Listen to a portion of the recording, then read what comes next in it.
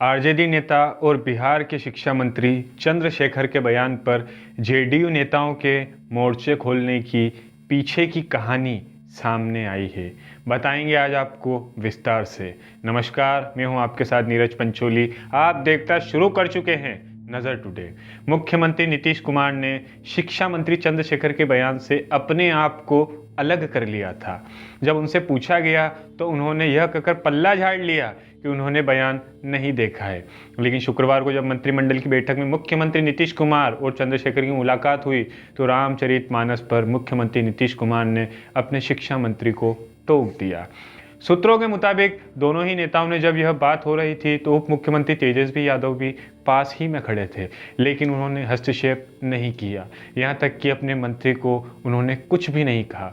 सूत्र आगे बताते हैं कि मंत्रिमंडल कक्ष में सीएम नीतीश के साथ शिक्षा मंत्री चंद्रशेखर की मुलाकात हुई।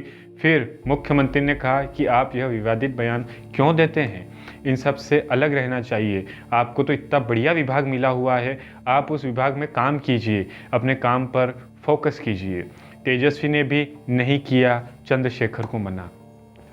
सूत्रों के मुताबिक इस दौरान उप मुख्यमंत्री तेजस्वी यादव भी वहां मौजूद थे, लेकिन उन्होंने चंद्रशेखर को कुछ भी नहीं कहा। चंद्रशेखर ने कैबिनेट की बैठक से पूरी करने के बाद उनको सीधे प्रदेश कार्यालय जगदानंद सिंह के पास पहुंचे। यहां प्रदेश अध्यक्ष जगदानंद सिंह ने चंद्रशेखर के बयानों का समर्थन किया। उन्होंने एक कदम आगे बढ़ाते हुए कहा कि रामचरितमानस में कूड़ा करकट भरा हुआ है। उस दौरान शिवानंद तिवारी ने इस बात का विरोध किया था। दोनों का विवाद सोशल मीडिया पर जमकर वायरल हुआ। आगे आपको बताते हैं इस मामले में जेडीयू नेता क्यों मुखर हो गए हैं। इस प्रकरण के बाद ही जेडीयू के काफ़ी नेता मुखर हुए हैं। पहले नीतीश के करीबी मंत्री अशोक चौधरी ने शिक्षा मंत्री चंद्रशेखर को निशाने पर लिया। फिर जेडीयू संसदीय बोर्ड के अध्यक्ष उपेंद्र कुशवाहा ने तेजस्वी से एक्शन लेने के लिए कहा। उपेंद्र कुशवाहा ने तो तेजस्वी यादव को यहाँ तक कह दिया कि जो बयान दिए जा रहे हैं उससे बीजेपी को फ़ायदा हो रहा है। बीजेपी से तेजस्वी यादव को राहत लेने की कोशिश कर रहे हैं। पूरी जेडीयू ही आरजेडी के खिलाफ मोर्चा खोल दिया है। जेडीयू के नेता मंदिर में रामचरितमानस का पाठ करने लगे हैं। शिक्षा मंत्री के बयानों से जुड़ी अन्य खबरें भी आपको बताते हैं। बिहार के शिक्षा मंत्री बोले, रामचरितमानस नफरत फैलाने वाला ग्रंथ। कहा, मनुस्मृति दलितों और वंचितों को हक छीनने की बातें करता है। डॉक्टर चंद्रशेखर ने कहा कि संघ और नागपुर से जुड़े लोग समाज में नफरत फैलाते हैं।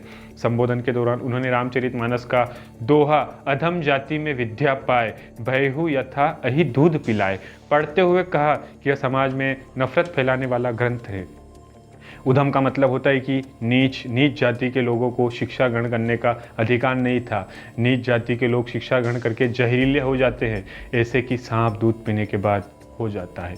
यह समाज में दलितों, पिछड़ों और महिलाओं को पढ़ाई से रोकता है, उन्हें उनका हक दिलाने से रोकता है। मीडिया के सामने बयान पर कायम रहे शिक्षा मंत्री। कार्यक्रम से निकलकर मीडिया के सामने अपने बयान पर कायम रहे।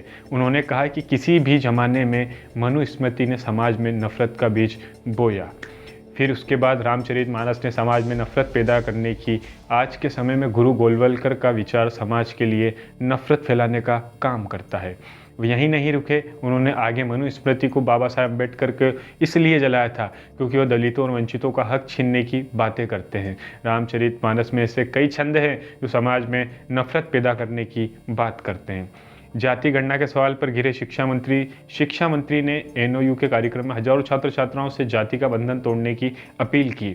उन्होंने कहा, किसी भी जाति में ना पूछो और किसी की जाति ना पता लगाने की कोशिश किया करो, न ही अपनी जाति किसी को बताओ। अपना व्यक्तित्व ही काफ़ी है अपनी पहचान के लिए। उन्होंने कहा कि वह अपने नाम के आगे, चंद्रशेखर के आगे कहीं पीछे टाइटल नहीं लगाते क्योंकि उनकी जाति का पता ही नहीं चले। ऐसे में जब मीडिया ने सवाल किया कि सरकार जातिगत जनगणना करा रही है, इसमें वह अपनी जाति बताएंगे क्या? साथ में आप जाति का बंधन तोड़ने की बात कर रहे हैं, उधर बिहार के शिक्षक लोगों से जाति पूछते चल रहे हैं। इस पर शिक्षा मंत्री चंद्रशेखर ने कहा कि समाज में वंचित तबके के बहुसंख्यक लोगों को काफ़ी दबा कर रखा गया है। ऐसे में जातिगत गणना कराकर उन्हें उनका वंचित सम्मान, उनका हक सरकार दिलाने का काम करेगी। गणना के दौरान यह भी अपनी जाति बताएंगे, इस पर उन्होंने कोई जवाब नहीं दिया।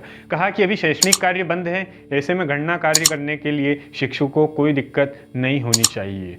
इसी तरह की तमाम खबरों के लिए जुड़े रहें नज़र टुडे के साथ। बहुत बहुत धन्यवाद।